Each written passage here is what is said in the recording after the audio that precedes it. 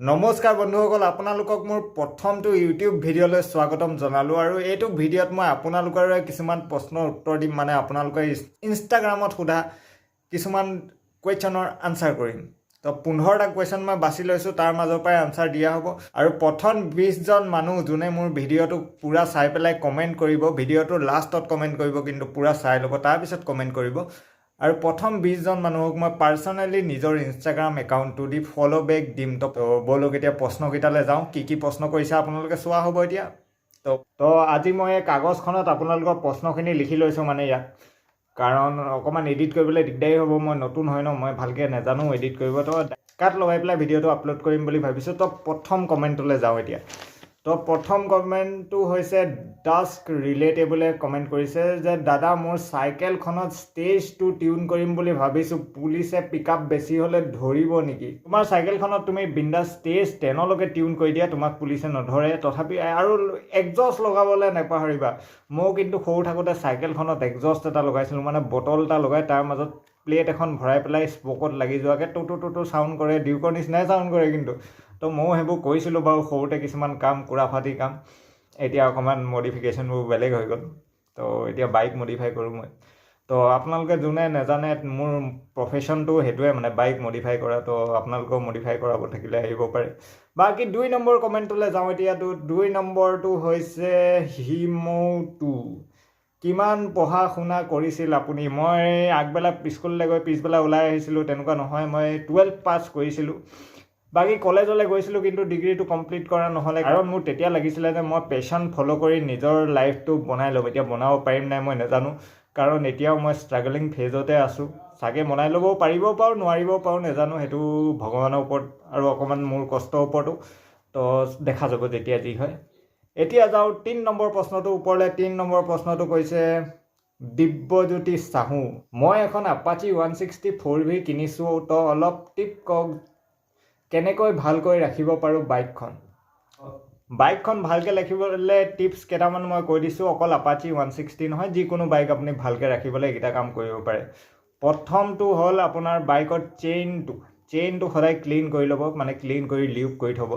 বাকী চেইন লিউবৰ জেগাত আপুনি গিয়েৰ অইলো ঢালিব পাৰে, যোনটো একদম চেইন লিউবৰ নিচিনাই কাম কৰিব। গ্ৰেড 90 গিয়েৰ অইলটো আপুনি পাই যাব 90 টকা 100 টকামান টেমা এটা পাব, যোনটো আপোনাৰ বহুত দিন যাব। আৰু 2 নম্বৰ বস্তুটো হ'ল ইঞ্জিন অইল। আপুনি প্ৰপাৰলি চেক কৰি থাকিব, ইঞ্জিন অইল আছে নাই, ইঞ্জিন অইল টাইমলি চেঞ্জ হৈছে নাই, কোম্পানীয়ে যেনেকৈ কৈছে তেনেকৈ চেঞ্জ কৰিছে নাই, সেইটো চাব। আৰু পাৰিলে অকণমান ভাল কোৱালিটি চিন্থেটিক মবিল ঢালিব পাৰে। এইটো এটা ছাজেশ্যন হয়, মই এইটো কোৱা নাই যে আপুনি ঢালিবই লাগিব। নৰ্মেল মবিলেও বাইকত ভালেই কাম কৰে। আৰু 3 নম্বৰটো হ'ল আপোনালোকে সেই ৰেভ লিমিটাৰটো নামাৰিব, মানে ঘুং ঘুং ঘুং ঘুং ঘুং ঘুং কৰি থাকে যে, সেইটো নকৰিব। আৰু হাফ ক্লাছত বাইকখন নচলাব। যেতিয়াই বাইকখন চলায় আপুনি একদম লাহেকৈ এক্সেলেটৰ দিওঁতে অকণমান হাফ ক্লাছত অকণমান আগলৈ যাব পাৰে, কিন্তু হাফ ক্লাছত যদি বহুত এক্সেলেটৰ দি ঘৰকৈ গৈ আছে, পিক আপ বঢ়াবলৈ চেষ্টা কৰিছে, বেছি গিয়াৰ লগাই হাফ ক্লাছ দবাই পেলাই স্পীড উঠাব চেষ্টা কৰিছে, সেই কামটো নকৰিব। সেই কামটোৱে আপোনাৰ ক্লাছ প্লেট ডেমেজ কৰিব। আৰু ক্লাছ প্লেট ডেমেজ হ'লে আপোনাৰ ইঞ্জিন অইলটো ডেমেজ হ'ব, মানে লেতেৰা হৈ যাব। ক্লাছ প্লেটৰ যোনখিনি লেতেৰা ওলাব, ডেমেজ হোৱাৰ বাবদ সেইখিনি ইঞ্জিন অইলত মিক্স হ'ব। আৰু ইঞ্জিন অইলত সেইখিনি মিক্স হ'লে আপোনাৰ বাইকৰ ইঞ্জিনটোতো প্ৰভাৱ পৰিব। তো গোটেই অভাৰঅল ইঞ্জিনটোৱে বেয়া হ'ব যদি ক্লাছ প্লেট জ্বলে। তো বাইকৰ ক্লাছ প্লেট জ্বলিব, একেবাৰে নিদিবই পাৰিলে। আৰু জ্বলিলে লগালগ চেঞ্জ কৰিব, ৰখি নাথাকিব যে ক্লাছ প্লেটটো পূৰা জ্বলি যাওক তাৰপিছত চেঞ্জ কৰিম। সেই কামটো কেতিয়াও নকৰিব, কাৰণ ইঞ্জিন অইল পূৰা খতম হৈ যায় ক্লাছ প্লেট জ্বলাৰ লগে লগে। বাকী ব্ৰেক পেড চেক পেড এইখিনি আপুনি নৰ্মেল ছাৰ্ভিচ মেইনটেনেঞ্চ যোনখিনি কৰিব লাগে, গ্ৰীচিং চিচিং সেইখিনি কৰি থাকিব। বাইক বিন্দাছ আপোনাৰ বহুত দিনলৈকে চলিব, এইটো মোৰ গেৰেণ্টি। বাকী আপুনি ফালিব পাৰে, বিন্দাছ ফালক, একো নহয়। খালি ৰেভ লিমিটাৰলৈকে নেফালিব পাৰিলে। ৰেভ লিমিটাৰত গৈ পেলাই গিয়েৰটো সলাই দিব, ঘুং ঘুং ঘুং ঘুংকৈ লৈ গুচি নাযাব, বছ সিমানটোৱে কথা। তো এইটো হৈ গ'ল। এতিয়া নেক্সট কুৱেশ্যনলৈ যাওঁ। তো এতিয়া D93 কমেণ্ট কৰিছে যে Duke 390 BS3 versus RC 390 BS3।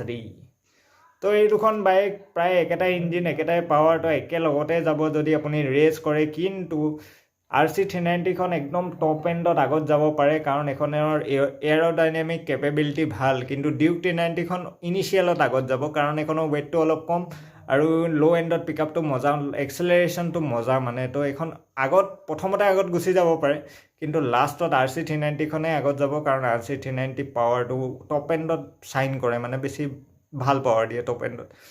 তো এতিয়া নেক্সট কমেণ্টলৈ যাব লাগে, আৰু নেক্সট কমেণ্ট কৰিছে 0980 দীপাংকৰ 0980। ব্ৰ' বেষ্ট ৰিয়াৰ টায়াৰ কোনটো হ'ব কোৱাচোন। তো বেষ্ট ৰিয়াৰ টায়াৰ বুলি ক'বলৈ গ'লে আপোনাৰ বাইকখন যদি বহুত বেছি পাৱাৰফুল নহয়, 200cc মান হয়, তেতিয়াহ'লে MRF টায়াৰটো বেষ্ট হয় এইটো ক্লাছৰ কাৰণে।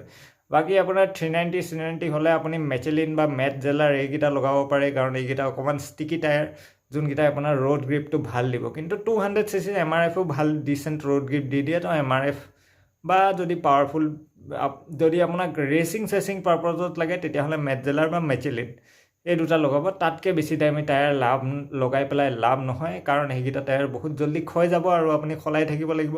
তো আপোনাৰ পইচাটো বেছি গুচি যাব, মানে খৰচ বেছি হৈ যাব। তো মেট জেলাৰ লাষ্ট আৰু। তো এতিয়া যাওঁ নেক্সট কমেণ্টলৈ। টক্সি 4.0 কমেণ্ট কৰিছে যে এক্সজষ্টৰ DB কিলাৰ খুলিলে কিবা হয় নেকি। তো এক্সজষ্টৰ DB কিলাৰ খুলিলে পুলিচে ধৰে, তাৰ বাহিৰে কিবা হয় নহয় মই নাজানো, কিন্তু পুলিচে বহুত খেদাই ধৰে। তো নুকুলিব, ফাইন কাটিব পুলিচে, বাইক চিজ কৰি। আজিকালি চিজ পটককৈ নকৰে, কিন্তু যদি কৰে আপুনি এক্সজষ্ট খুলি পেলাই আকৌ ষ্টক এক্সজষ্ট লগাবলগীয়া হ'ব। তো কষ্ট বহুত হৈ যাব, তো এইটো নকৰিব। বাকী আৰু এক্সজষ্টটো ঘূৰাই নিদিয়ে দেই, থৈ দিয়ে, সেইটো এটা কথা, পইচা এনেই যাব।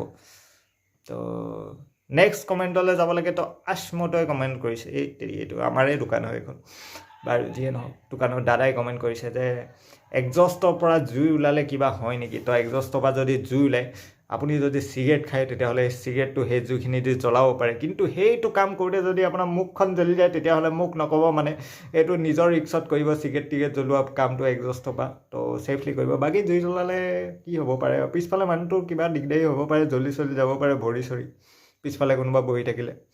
বাকী পটককৈ একো নহয়, ঠিকেই আছে, জুই ওলায় আৰু এক্সজষ্টৰ পৰা অলপ চলপ। তো নেক্সট কমেণ্টটো কৰিছে পল্লৱজ্যোতি দত্তই। দাদা ভাল মাইলেজ দিয়া বাইকত এক্সজষ্ট লগালে মাইলেজ কমি যায় নেকি, জনাবচোন।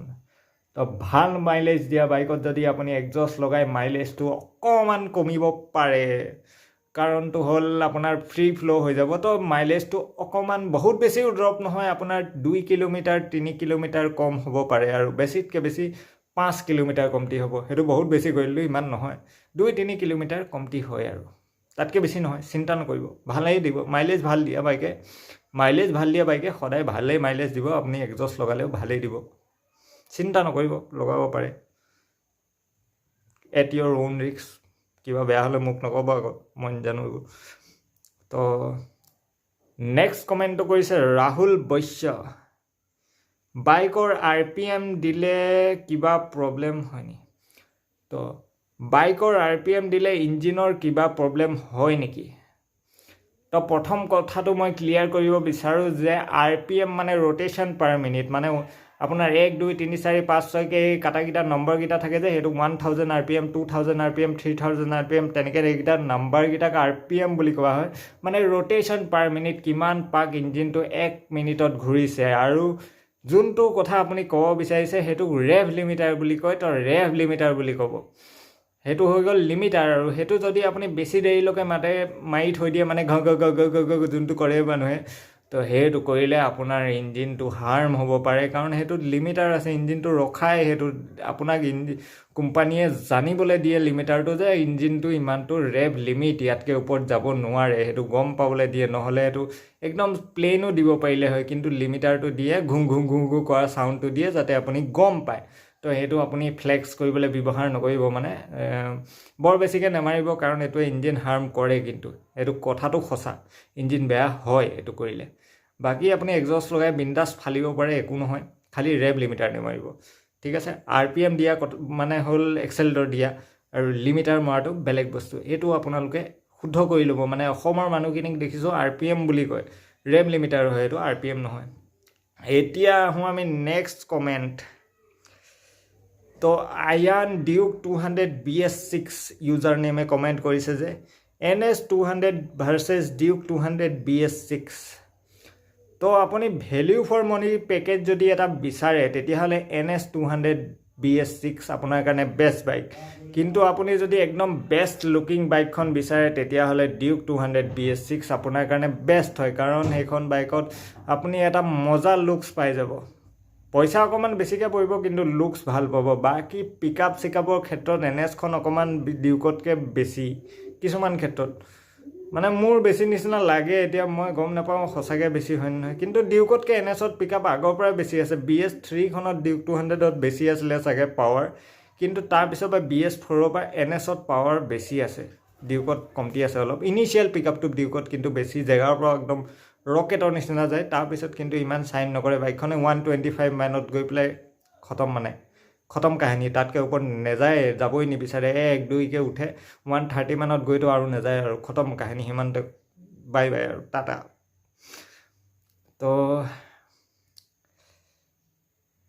ভাগৰ লাগি গৈছে বে ইউটিউব ভিডিঅ' বনাটো সহজ নহয় কিন্তু বহুত দেৰি বকিব নেক্সট কমেণ্ট কৰিছে ৰুণিত ভূঞা NS200ত 140 ছেকশ্যন টায়াৰ লগালে কিবা প্ৰব্লেম হয় নেকি তো NS200ত 140 ছেকশ্যন টায়াৰ লগালে আপোনাৰ একো প্ৰব্লেম নহয় খালি 140/60 লগাব 140/70 নলগাব কাৰণ ছাইড প্ৰফাইলটো যদি ডাঙৰ হৈ যায় তেতিয়াহ'লে আপোনাৰ টায়াৰটো অকণমান মানে চিধা নিচিনা হৈ যাব তো আপোনাৰ পিকআপটো কমটি হৈ যাব বাকী 140/60 লগালে আপোনাৰ ইমান একো ডিফাৰেঞ্চ নাহে বিন্দাছ চলিব বাইক মজাই চলিব কৰ্নাৰিং ভাল হ'ব তো আপোনাৰ এনেও NSখন 140 ছেকশ্যনৰ টায়াৰৰ হিচাপতে ডিজাইন কৰা হৈছে কিন্তু কোম্পানীয়ে কষ্ট কাটিং কৰি এটা 130 ছেকশ্যন টায়াৰ দিয়ে যোনটো আপুনি আপগ্ৰেড কৰি 140 কৰি ল'ব পাৰে কাৰণ আগৰটো 100 দিছে তো 100 ছেকশ্যন টায়াৰ যোনখন বাইকত আগত থাকে সেইখন বেছিভাগ বাইকত 140 ছেকশ্যন থাকে পিছফালে কিছুমানতহে 130 ছেকশ্যন থাকে আৰু 110 থাকিলে আপুনি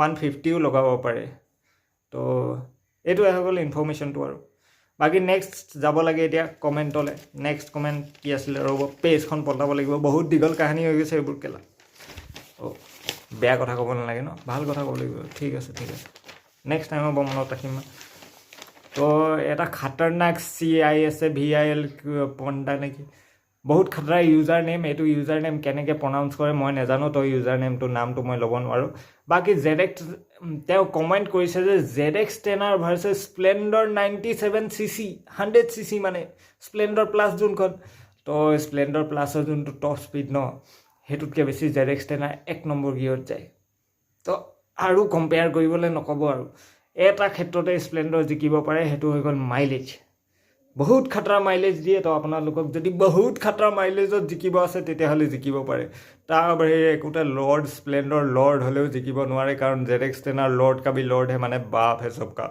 তো বাপ होता है बेटा होता है तो बेटा की तरह रहा करो ठीक है তো নেক্সট কমেণ্টত যাব লাগে এইটো হৈ গ'ল last comment Assam venom 46 comment কৰিছে যে ভাই মই G900 এখন ল'ম বুলি ভাবিছোঁ তো নতুন ছুপাৰ বাইক চলাম যে কিবা এষাৰ কৈ দিয়ক তো নতুন ছুপাৰ বাইক চলোৱা আগতে তুমি অকণমান এক্সপিৰিয়েঞ্চ লৈ ল'ব লাগিব মানে 300cc ক্লাছত অকণমান দৌৰাই চাই ল'বা ডিউক 390ও একদম ৰকেটৰ নিচিনা টানে তো সেইখন চলাই অকণমান চাই ল'বা তাৰপিছত G900লৈ গ'লে অকণমান ভাল হয় মানে তথাপিও তুমি যদি লাহে লাহে চলাম বুলি ভাবিছা G900খন বা তোমাৰ এক্সপিৰিয়েঞ্চ ভাল আছে তেতিয়াহ'লে বিন্দাছ ল'ব পাৰা একো প্ৰব্লেম নহয় কিন্তু যদি তুমি এক্সপিৰিয়েঞ্চ নোহোৱাকৈ সেইখন বাইক যদি পাগলৰ নিচিনা ফালিম বুলি ভাবিছা তেতিয়াহ'লে তুমি ভগৱানৰ ওচৰতো পাই যাব পাৰা বা হস্পিটেলো পাই যাব পাৰা তো এই দুটা বস্তুৰ পৰা বাচিব বিচাৰিলে অকণমান লাহে লাহে চলাবা বাইকখনত বহুত কেইটামান মোড আহে rain mode chain mode মাড mode এইবোৰ থাকে নহয় তো ৰেইন মোডত লগাই ল'বা চবতকৈ কমটি পাৱাৰ থাকে সেইখনত শ্লিপ কমটি খাব তো সেইটো মোডত চলাবা প্ৰথমতে লাহে লাহে তাৰপিছত অকণমান মোডটো বঢ়াই অকণমান পাৱাৰ বঢ়াবা লাহে লাহে মানে 1 বছৰমান শ্লোৱে চলাবা তাৰপিছত যেতিয়া লাগিব যে তোমাৰ হাতখন বহি গৈছে পুৰা 900cc তুমি কণ্ট্ৰল কৰিব পৰা হৈ গৈছা তাৰপিছত অকণমান এক্সেলেটৰ দি অকণমান পাৱাৰ বঢ়াব পাৰা বা কিবা কৰিব পাৰা আৰু বাকী তোমাৰ মৰ্জি তুমি এনেও এইটো বহুত ৰিস্কি কাম কিন্তু মই ৰেকমেণ্ড নকৰোঁ একেবাৰে যে এক্সপিৰিয়েঞ্চ নোহোৱাকৈ যদি এক্সপিৰিয়েঞ্চ আছে বেলেগ কথা বাৰু একেবাৰে নতুনকৈ যদি একদম লিটাৰ ক্লাছৰ ওচৰা ওচৰি ল'ম বুলি ভাবিছা তেতিয়াহ'লে দিগদাৰী আছে বিগ ন' এইটো কেতিয়াও নল'বা তো আজিৰ ভিডিঅ'টোত ইমানখিনিয়ে আছিলে মই বৰ বেছি দীঘলীয়া নকৰোঁ আজিৰ ভিডিঅ'টো কাৰণ নেক্সট ভিডিঅ'টোৰ পৰা মই ভালকৈ কষ্ট কৰি এডিটিং কৰি পেলাই ভিডিঅ' আপলোড কৰিম বাকী এইটো ভিডিঅ' চোৱাৰ বাবে আপোনালোকৰ অশেষ ধন্যবাদ আপোনালোকে মোক মটিভেট কৰিলে যে ইউটিউবত ভিডিঅ' ঢালিব লাগে তো প্ৰথমটো ভিডিঅ' এনেই ট্ৰায়েল হিচাপে মই যেনেকৈ তেনেকৈ ঢালি দিছোঁ নেক্সট ভিডিঅ'ৰ পৰা একো এইবোৰ ঝামেলা নাথাকে মই ভালকৈ কমেণ্ট স্ক্ৰীনশ্বট কৰি পেলাই স্ক্ৰীনশ্বট লগাই পেলাই দেখুৱাম আপোনালোকক ভালকৈ এডিট কৰি পেলাই দিম মানে বহুত এক্সট্ৰা অৰ্ডিনাৰী এডিটিং নকৰোঁ তথাপি ঠিক ঠাক এডিটিং কৰি পেলাই মই ভিডিঅ' আপলোড কৰিম তো বাকী মোৰ চেনেলটো ছাবস্ক্ৰাইব কৰি দিব আপোনালোকে কৈ মই আজিৰ ভিডিঅ'টোৰ পৰা বিদায় মাগিছোঁ আপোনালোকৰ পৰা নেক্সট ভিডিঅ'ত মোক আপোনালোকে আকৌ দেখিব আপোনালোকৰ কমেণ্টখিনিৰ লগতে অহা যাব আৰু কেতিয়াবা বাইকো দেখুৱাব এইটো চেনেলত